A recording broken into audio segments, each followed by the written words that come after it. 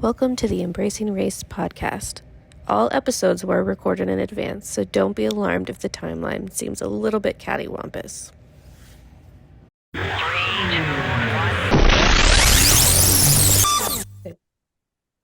I'm just going to record because I know we always say stuff before we actually start. But, oh my gosh. I'm so excited. We're on season 2.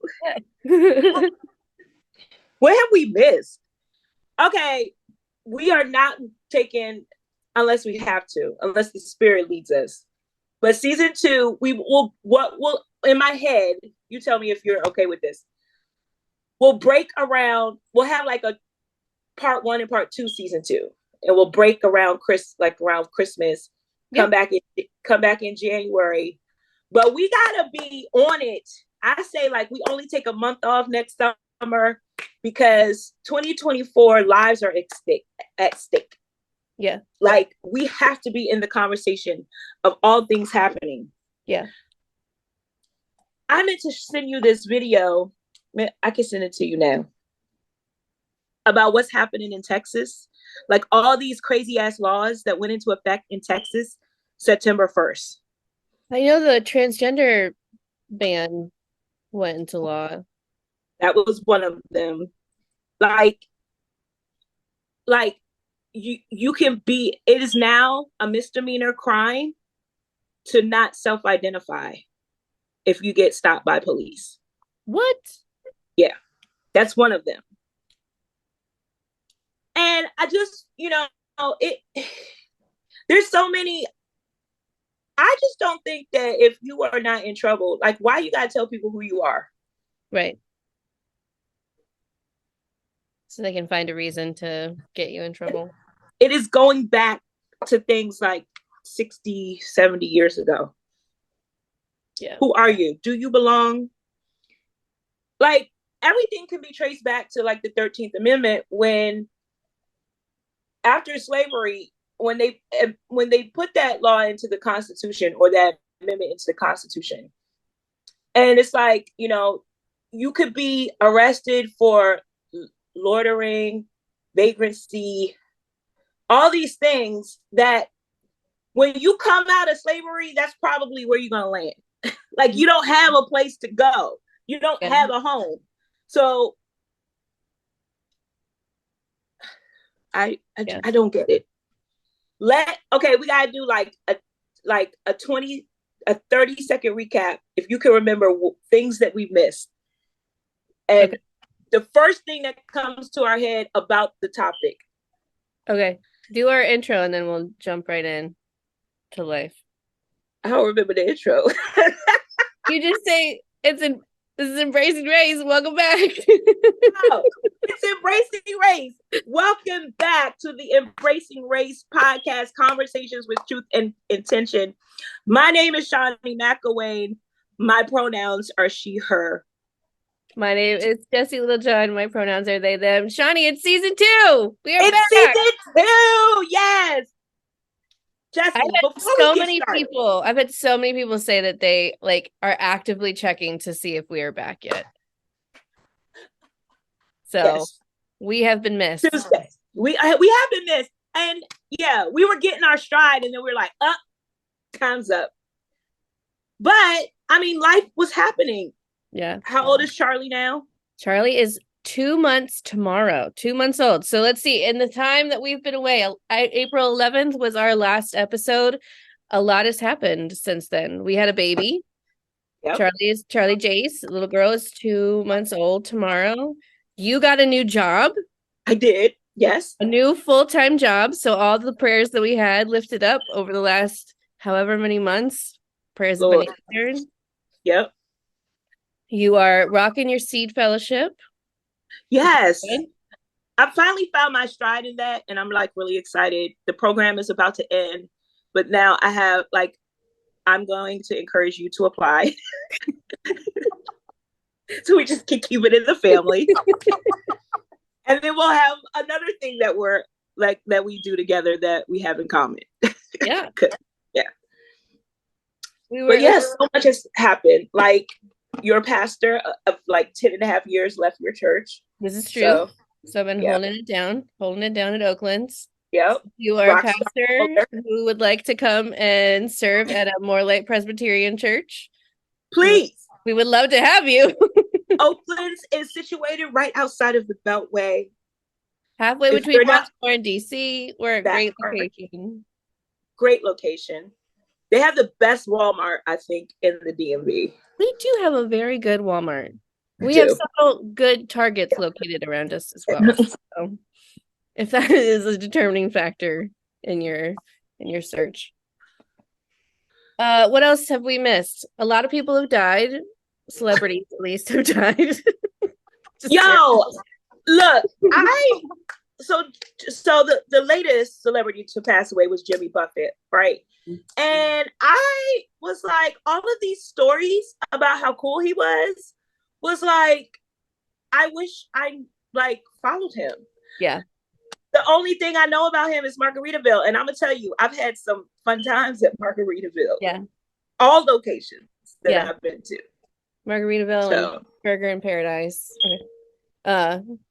Yeah, so let's see. Jimmy Buffett died. Tina Turner died right after we finished recording. She did, yes. She had been sick for a long time. Yeah. I didn't realize until after she had passed, though, how much time she had spent. Like, she was basically a European citizen. Like, she lived across the pond. I didn't know that. Let's see, who else passed away in our time since we've been going? Alan Arkin, who is a famous actor. Paul Rubens, Pee Wee Herman died. That was Pee Wee Herman did die. Tony Bennett had passed away in July. Sinead O'Connor passed away in July. Bob Barker passed away recently. Let's go back to Sinead O'Connor because, you know, like her career suffered after the whole, when she called out the Catholic Church back in the 90s, she called out right? The truth, yeah. And, you know, and it was interesting to be a part, you know, to be living in the 90s and watching her get booed on Saturday Night Live and all of that. And then and then everywhere she went for like a year and a half, right? Mm-hmm. And then upon her death, how she was praised. Like, it was just so, it just reminds me how humans can be so fickle. Yep. And how much of a double standard that there really is. Mm-hmm. Another notable death that I'm not particularly sad about, Pat Robinson passed away in the time that we've been away. And that is all I have to say about that. Right. Next. I mean, I don't really have much to say either. No, not really. Rest in whatever peace or hell you want to rest in. Didn't Charles Stanley die? A lot of people liked him.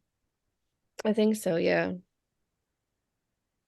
I was surprised that a lot of, well, no, I'm not surprised. I was going to say, I was surprised that like all of these Black gospel singers posted about how he transformed their life. I was surprised about that. Well, there's also that piece of, oh gosh, why can I not remember his name?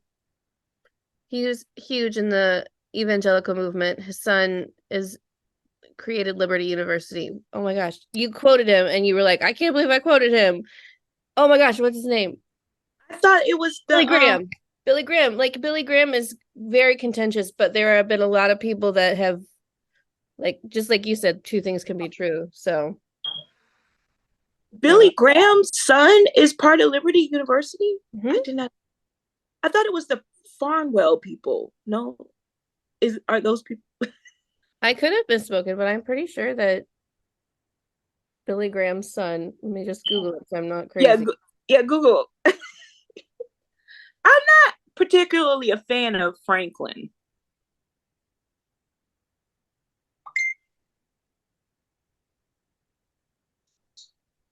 I think the whole family generally had ties to.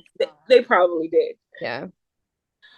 But I just came. I took a train to Lynchburg en route to Canoga Retreat Center in North Carolina. One of my seed fellows lives in Lynchburg. She's an Episcopal Right. priest.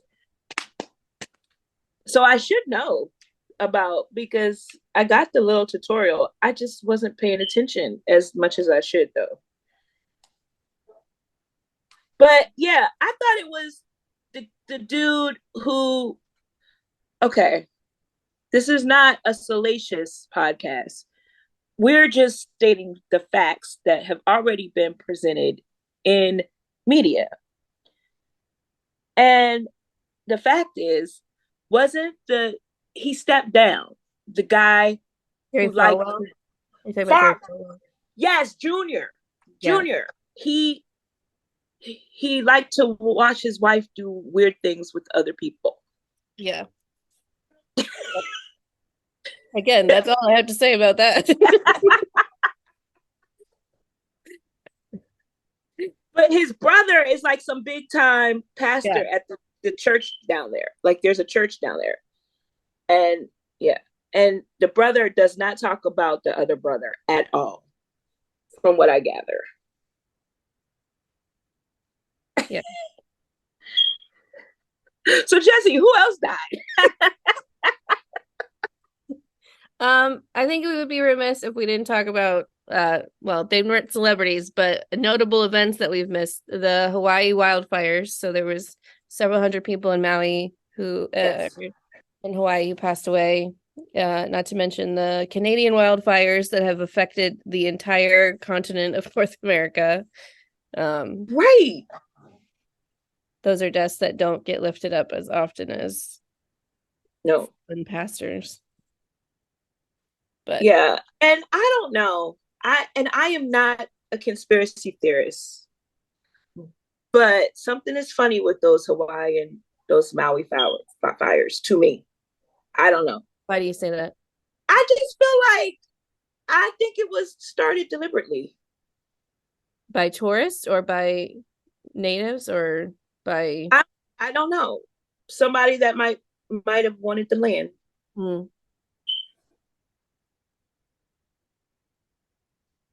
But yeah. interesting. I never thought about that. So Other very sad. notable, it is very sad. And I pray for restoration. Other notable deaths are the people who decided to go into the weird submarine thing with a remote control. The Titan with the video game control. Yes. You have like too much time on your hands. Like you could have done anything that day, but you decided to do that. That was wild. They could not find those people. Yeah. Ugh. Crazy days. But I yes, don't like, where are they? Like I don't know. Somewhere. so strange. And this was all to go look for the Titanic, to see Mhm. the Titanic. I believe so, yeah. Yeah, that makes no sense. Yeah. But a lot of things have happened. I think it's too many to name everything that we missed, but I think what we have learned is that we can't stay away for this long because We can't. there's We too many. can't. Absolutely. Did we? Okay, I remember, because right after that, because I remember preaching it, the boy that got shot by going to the wrong house. Oh my gosh, there were a few of those incidences that happened of white people gone crazy. Right. Oh my God. The recent killings of in Jacksonville. Okay, I gotta get this off my chest. I was trying to figure out like what platform I was gonna do. Like, was I gonna do a list or whatever? But and I just want to say this, okay? Because the Jacksonville shooting came after the Montgomery brawl, right? So everybody was praising the Montgomery brawl. I mean, I look, I don't condone violence either. I have never been in a fist fight in my entire life, not even in school, right?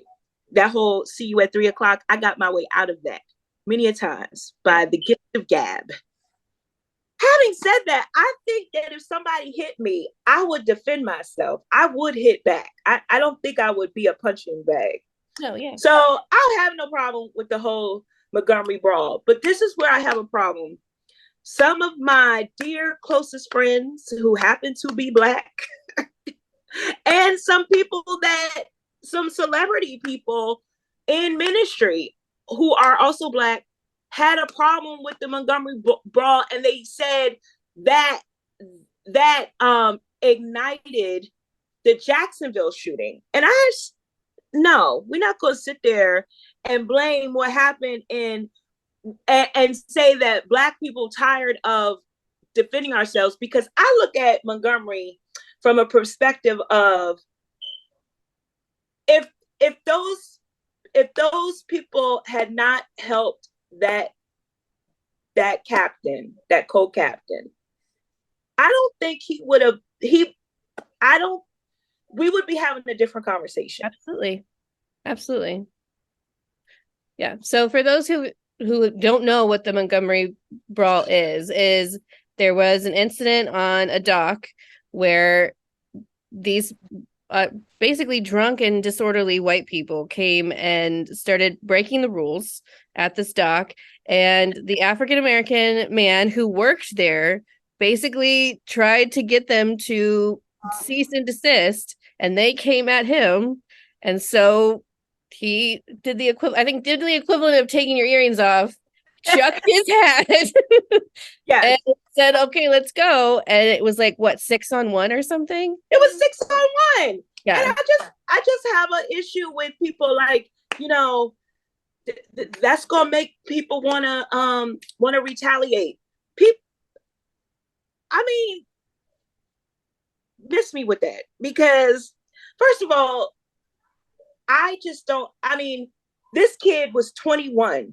He was 21 years old, had a manifesto and everything, and was looking to purposely go kill Black people. Like, what kind of hate is that? I think if you want to take that route of, well, this is going to ignite violence or incite violence or incite revenge, there is too much of a history of racism and prejudice against Black people in this country and people of color. People who are going to kill Black people don't need a reason to kill Black people. Exactly. They're gonna kill Black people, or they're gonna fight Black people, and it doesn't matter what inciting incident there was. It's just, that's what they're gonna do, because that is what hate lives in their heart. Yeah. So it doesn't matter if every Black person lived by this white code, there would still be a reason that somebody would try to kill you. It's still, yeah, terrible. It's disgusting. It's horrible. Trying to think, what good things did we miss? Yes, it's not all about the bad stuff. I was gonna have a joke, but that was gonna be it was a bad joke. Well, now you have to say it. Our listeners are very cheesy, so go ahead, say the bad joke. Pat Robinson died.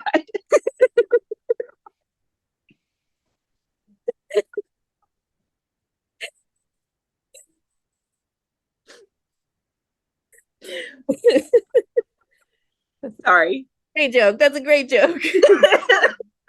Sorry, Lord. But it was right there. It was set up perfectly.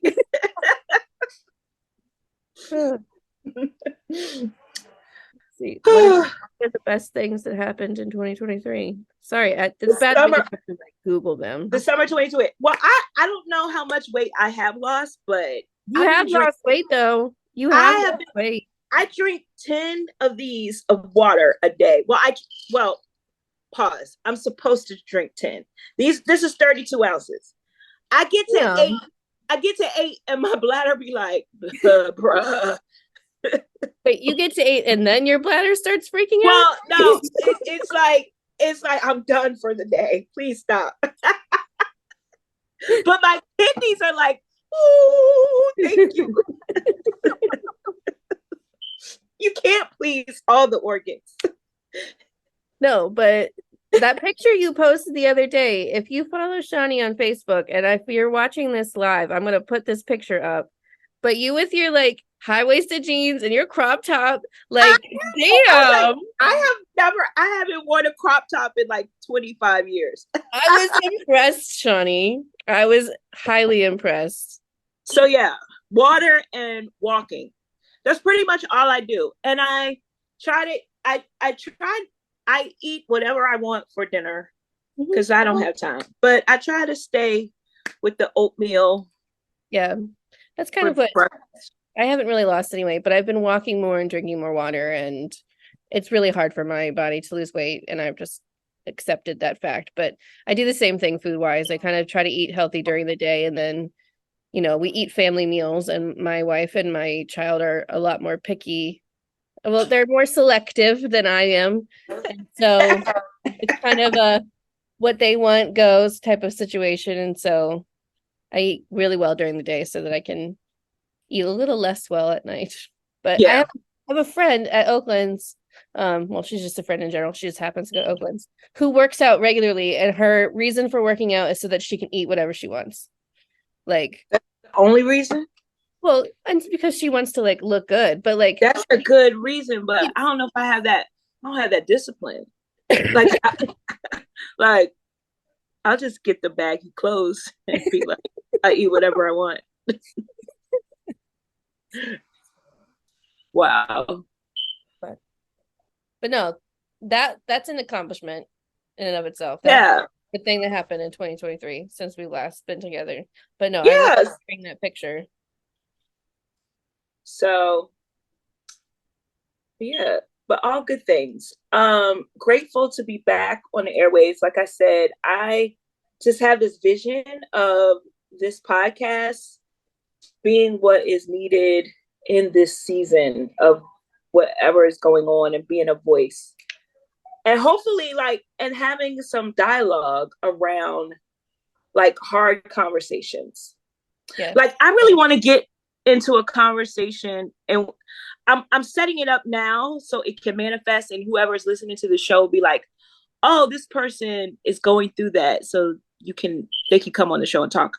But I really want to get into the dialogue of transgender sports because it is very, very like just the visceral hate that is like I hear on both sides is just like very harmful and I don't like it.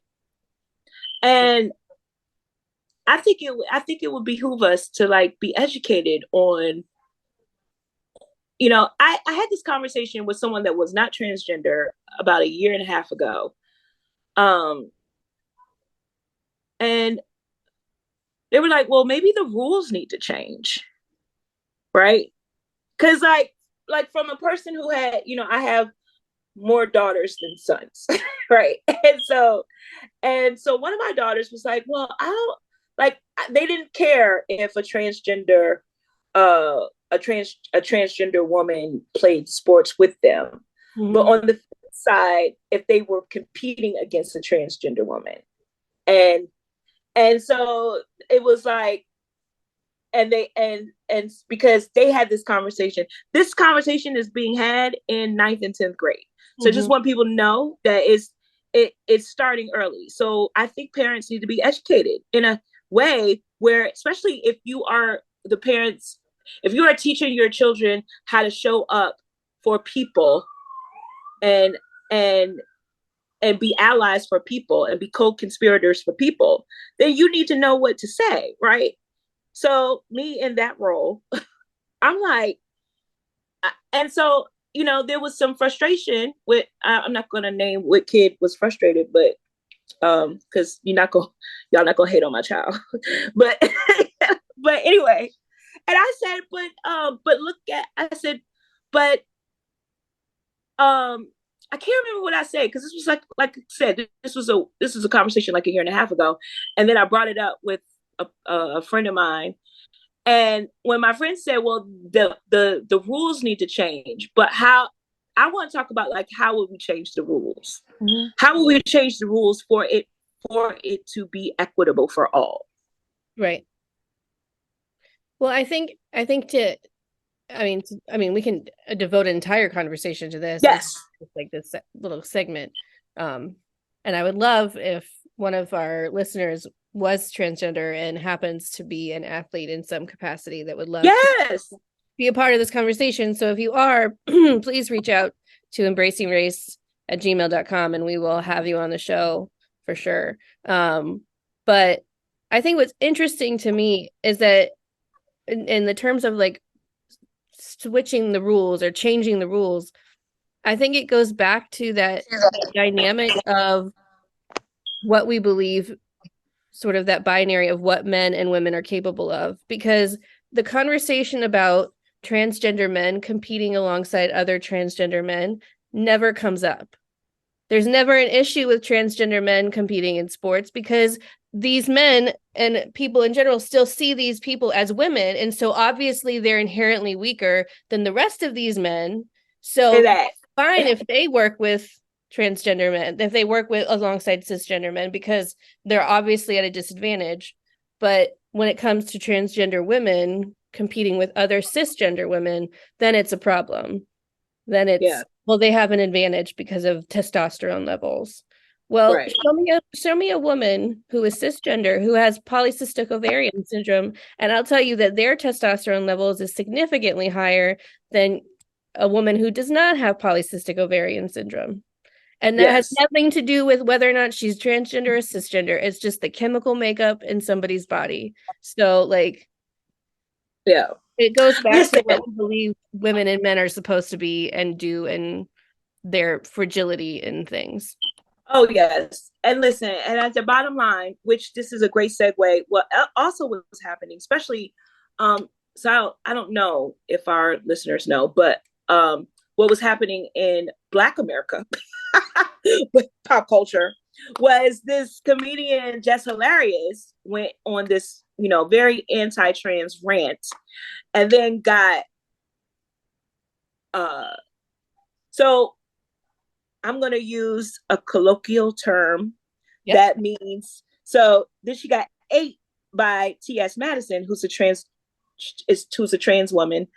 And so when I say she got ate, because she read her like the anti-trans she was. Like it was just, for Yeah. me, it was all love because I love T.S. Madison. And one thing I need to just put this out on the table, especially for Black people. You cannot pick and choose where social justice and liberation starts and stops with.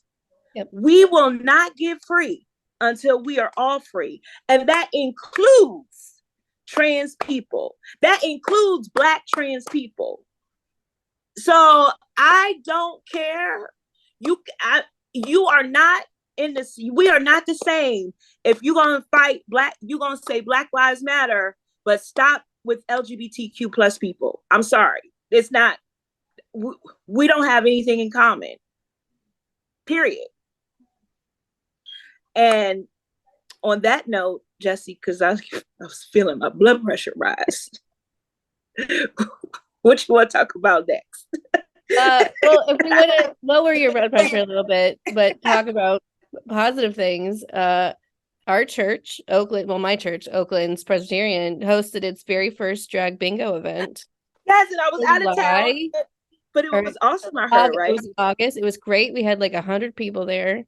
That is pretty cool. And And the reason Oakland's hosted it was because in all of Laurel, nobody wanted to touch a drag event because of all the controversy around drag artists in schools and in libraries, and like they didn't want to risk it. And so somebody asked if Oakland's would be willing to do it, and we said absolutely, let's open our doors. That's what we're all about. And so we did, and 100 people came, and there was not like one bit of animosity. There was no incidences whatsoever. It was like the ideal event, like but pretty. 100 people, that's just love for me. I love that. Yeah. And I know it wasn't about the numbers, but that's pretty good. And especially for the first one that they've ever hosted. Yeah. And like it was a bunch of people cramp. I mean, if you've never been to Oakland's, our lobby, our narthex isn't exactly huge. So it was a tight squeeze, and there was not one complaint about space or anything. Like it was just, we're here to have fun, and that's exactly what happened. And it was Um, great. It was so good. So good things did happen over the summer. yeah, absolutely. And then shout out when y'all are doing the October thing. October 14th is Laurel's Pride Day. So if you are in the area and you want to stop by, October 14th at Grand Goodville Park, Oakland's will be there. We are one of the top tier sponsors of the event. Yeah, that's awesome. Yeah. So good things, good things. Good things, things. I was just thinking while you were talking of another thing that we wanted to talk about, and now I lost what it was that we had talked about wanting to talk about. There are so many things. I feel like we need to go back through our text messages and Instagram Yes. DMs and be like, this is what we said, this is what we said, this is what we Right. said. This is what we said we wanted to talk about. This is what we said we wanted to talk about. This is what we, yeah. We gotta do a run of show. We gotta do our what? A run of show. Yeah. But if there's stuff that people want to talk about, then you can write that in. We really want this to be an interactive, engaging conversation. If you want to call in, then you can call into the show.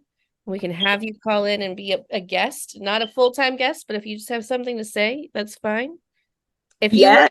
If you want to do our intro, if you want to we could have that as kind of like a thing of who does our intro each week. You can do that.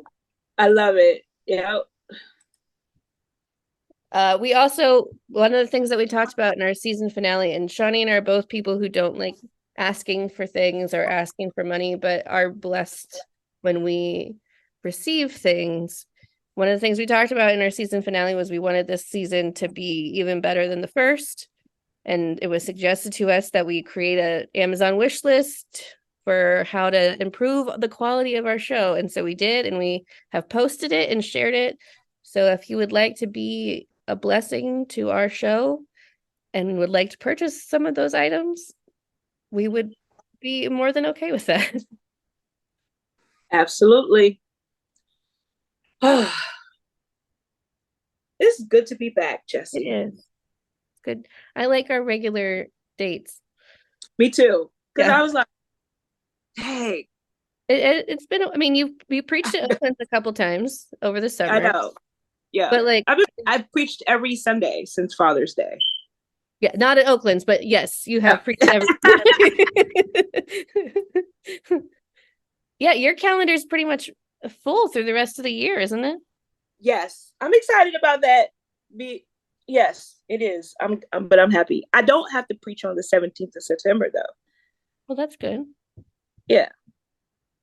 So, but October is full, November is full, December is getting full. So I have a feeling a lot of people are gonna grab you for December for Advent. Especially, we can't forget your image was used as part of the man, Sanctified Art curriculum, which is amazing. I just felt so honored. And then I was just like, oh, I need to learn more about Anna.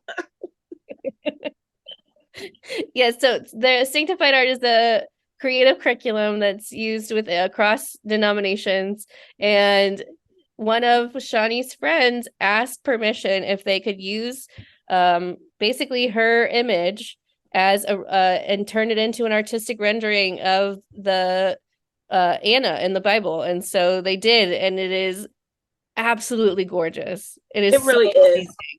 I was just like, oh, what a gift. Mm-hmm. And you sat on it for a while too before you were allowed to say anything. Yeah, because they rolled it out with their marketing, but it was like, oh my goodness, it was like, I think what made me so emotional behind that, and what I shared with Lyle, who's the artist, is that's how she saw me. Mm. And I live my life just for God's approval. And and to be seen like that was just like, wow, I'm doing something right. Like, so yeah, Well, yeah, yeah. I think people who know you are not surprised that that is how she saw you at all. But I think, excuse me, it goes, you like, you actually the other day when I was talking to you, without I think you realizing it, kind of changed I'm something that I hope to just sort of embody within me. And that was, I had talked to you because somebody at our church had lifted me up as like kind of gave me a lot of praise, and I felt uncomfortable about it, especially because I don't receive compliments well. And your response to that was they saw the Jesus in you. And I was just like, that's a really beautiful way of thinking of it. Like, It and is I was like, the oh, though. I can receive compliments now. If that's what it is, then I can do it. So like that's to me, I think the amount of people who see the Jesus in you, Shawnee, like Yeah, I'm just hope that more and more you get to see how much of Christ light you are spreading in the world. Like, I think, and that's just like that's the ultimate goal. That's the purpose of this platform, right? So please don't get mad at us for making the Pat Roberts joke. It was just like because Jesus still loves us. Jesus still loves us, and Jesus still loves Pat Robertson. Yes. And I think at some point Jesus probably is having word with Pat Robertson to be like, what the hell are you thinking? Right.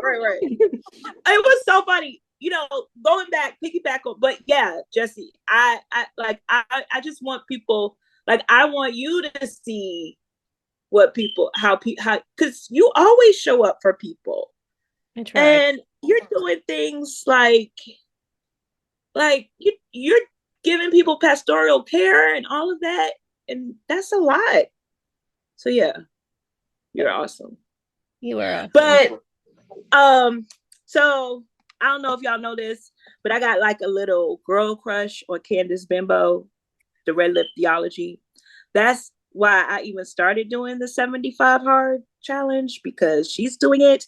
Mhm. And like, y'all remember the Eminem song "Stayin'" about the crazy obsessed fan? I feel like that, like, I don't want to name that I'm her stan, but like whatever she says, I'm like, yep, yep, yep. And but then one time she said something, I was like, I don't know about that. But what, so this academic scholar, can't remember his name, but he about a month ago had I mean, the shit hit the fan when he's like, the Bible is not inherently right, Mm. right, Mhm. right. It is flawed, right. Yeah.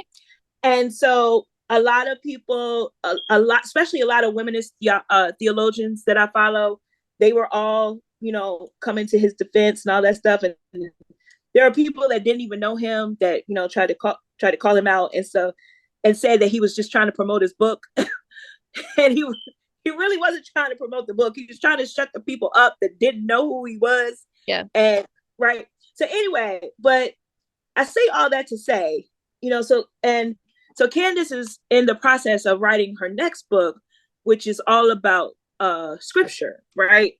And but one of the things she had posted a couple weeks ago, that, and I was like, I want to get to a point where I could be so elegant in my thought, like, she's like, basically, I'm going to paraphrase because I don't have time to find the actual post, but that the there are flaws, and I think that as believers and Christians, it is our job to look at the text and be able to interpret it Mhm. in a way that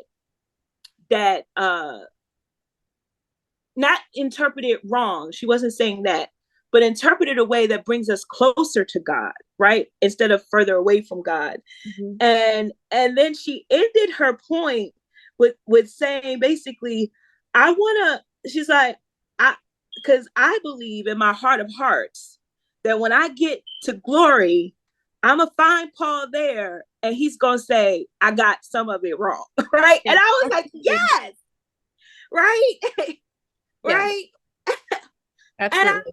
there's anything wrong with that. I just like, yeah. So I think that's kind of where I've been. Like, so that's kind of where, like, from a theological journey of the summer since April, like I feel like I have grown in terms of like, especially now that I'm in a position where I actually preach the same text that I grew up on. Mhm. That's kind of weird to me. And it's like, I don't really, I don't, a lot of times when I go into like, when I hear the Holy Spirit be like, okay, this is what this church needs to hear today. And I'm like, okay, God. I was like, but I ain't never heard this sermon before.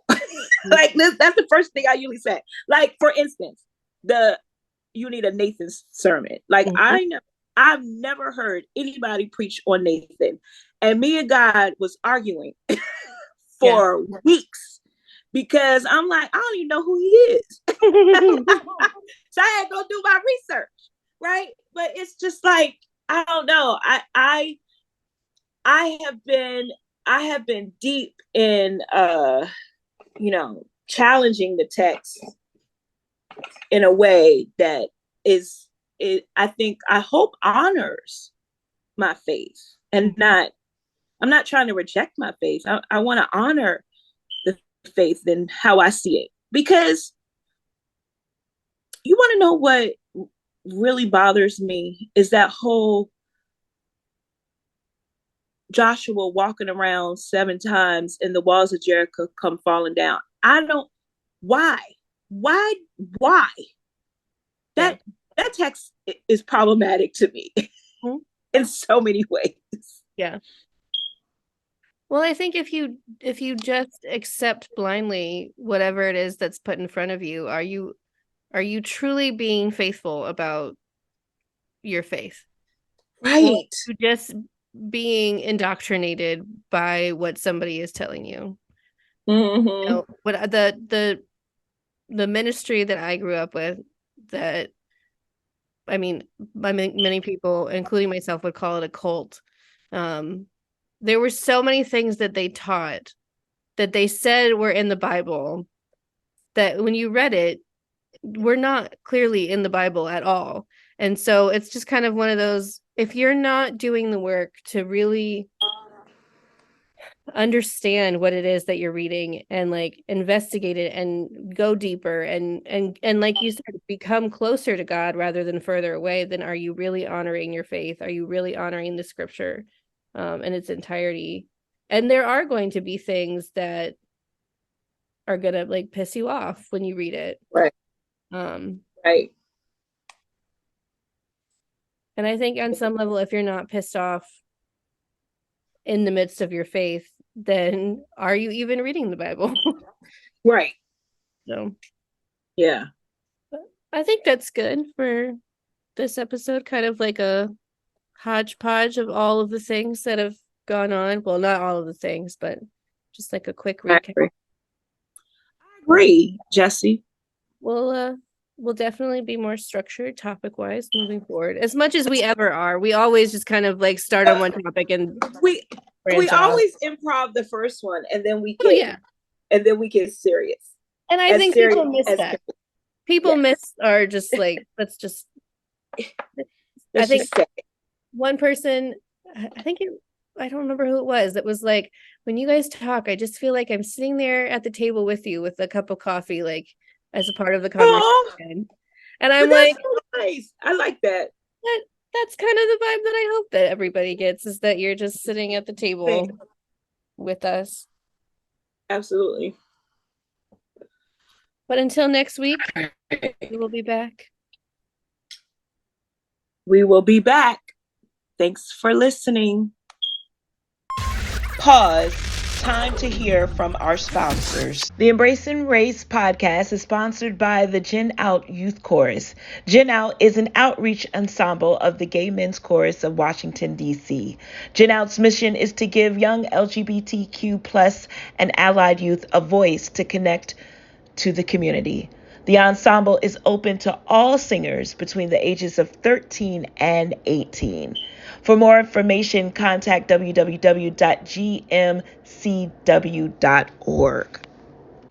Isn't it our hope that we could come together as a society across the chasm of race and become the beloved community that Dr. King imagined?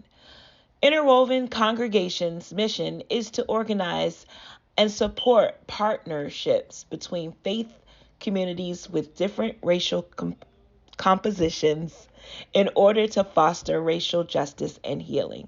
For more information, visit interwovencongregations.org. HOD Records. It is not HOD, but it is HOD, no periods in between. HOD Records is a talent and artist development company that specializes in artistry development and content creation. Serving the DMV and beyond, HOD creates a family-centered management style that promotes a collaborative spirit. Check out HOD Records on all social media platforms and visit hodrecords.media for more information. Thank you all to our sponsors. The Embracing Race podcast, hosted by Elders Shawnee McElwain and Jesse Littlejohn, tackles all topics from pop culture to faith and the intersectionality of white supremacy and racism. Nothing is off limits, as we hope to educate and transform with radical love. For more information, visit us at embracingrace.online or on Instagram at embracing_race_podcast. If you'd like to be a guest on the podcast, or if you would like to submit a comment or question, please email embracingracepodcast@gmail.com.